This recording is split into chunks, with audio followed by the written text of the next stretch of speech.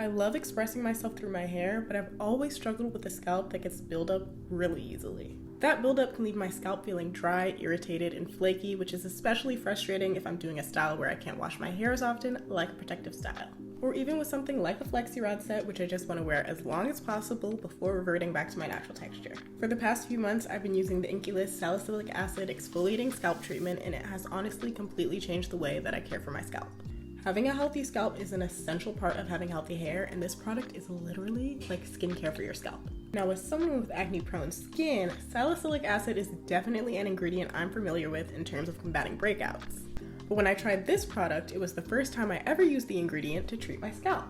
It's a pre-shampoo treatment you can apply easily using the nozzle. Rub the product in with your fingertips, let it sit for 10 minutes, and then do the rest of your wash day. After my first time using this product, my scalp felt immediately soothed. Even though I personally love to wash my hair at least once a week, the benefit of using this product for a few months is that my scalp feels less dry in between washes. So whenever I'm protective styling or rocking a hairstyle I just want to extend a little longer, I know the Inculus has my back.